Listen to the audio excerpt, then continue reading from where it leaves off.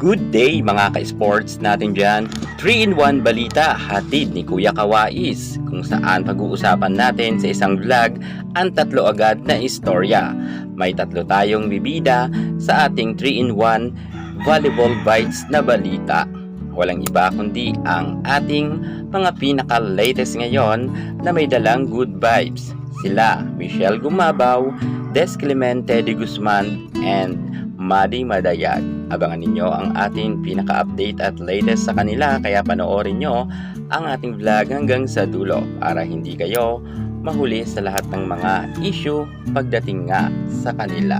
Pero bago ang lahat, subscribe ka muna. Click ang ating notification bell para lagi kang updated sa lahat ng issue sa volleyball. Susunod na.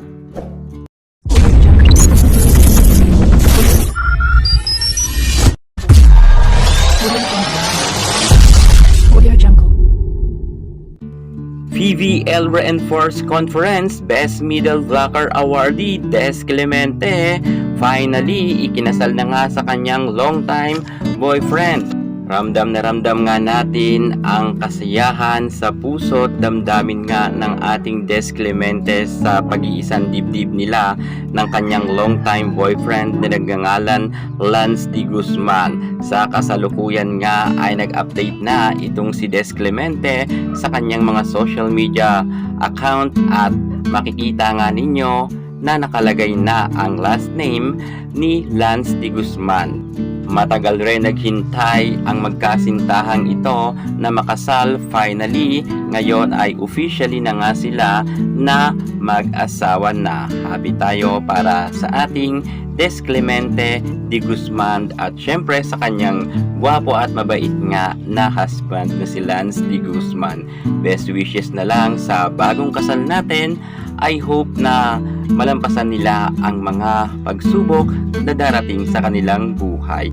Middle Blocker Des Clemente Awardee sa PVL Reinforced Conference, aabangan pa rin natin siya sa kanyang mga magiging laban pagdating sa volleyball. Hindi pa naman siya magre-retiro at sa ngayon ay i-enjoy niya muna ang kanyang karera pagdating sa larangan ng volleyball at kayang-kaya niya naman itong pagsabayin. Marami naman meron ng mga asawa na nagba-volleyball pa rin at pinapayagan naman sila ng kani-kanilang mga partner. At dumako naman tayo sa hatid pa ng Team Good Vibes. Walang iba kundi ang Brimline Cool Smashers, ang kapitana nga natin na napakaganda na si Michelle Gumabaw.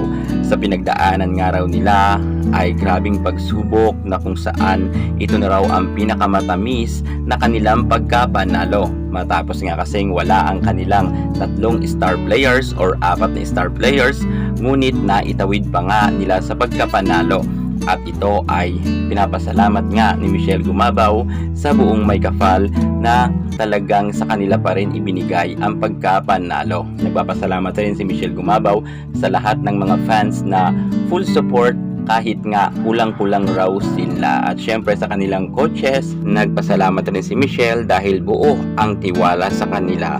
At sabi nga ni Michelle, lahat raw sila ay gumalaw. Hindi lang raw inasa ang pagkapanalo sa isang players, bagkus lahat sila ay nagpursigi. Kaya't ito na raw talaga ang masasabi ni Michelle sa kasaysayan ng kanyang pagkapanalo dahil sanay naman daw siya sa mga games na natatalo, nananalo, pero ito raw talaga ang pinakamatamis sa lahat ng pagkapanalo. Syempre, siya ang kapitana ngayon at napatunayan nga nila na kahit wala nga si Gia Murado de Guzman, Tots Carlos, Gemma Galanza at Phenom superstar Eliza Valdez, pero nag-champion pa rin sila. Talagang may puso talaga sila na palaban at kampiyon. Dumako naman tayo kay Madi Madayag, kung saan si Madi Madayag naman ay nakasay na nga ng kontrata para maging import nga sa Japan. Syempre alam naman natin na si Madi Madayag ay kilalang volleyball player din.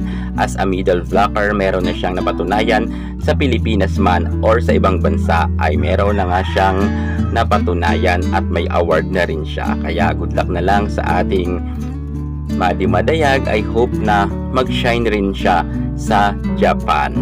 At sa tingin ko sa pagbabalik ni Madi Madayag sa Pilipinas, tsak tayo na mas lalo nga siyang lalakas dahil sa kanyang pagiging import. So ayan na nga mga ka-sports natin dyan ang ating 3-in-1 balita para nga sa mga siksik at umaapaw pagdating sa mga updates sa volleyball. At para hindi kayo mamiss sa lahat ng ating mga vlog pagdating sa larangan sa volleyball, ano bang hinihintay nyo? Mag-subscribe na kayo sa aking YouTube channel. Thank you so much. God bless.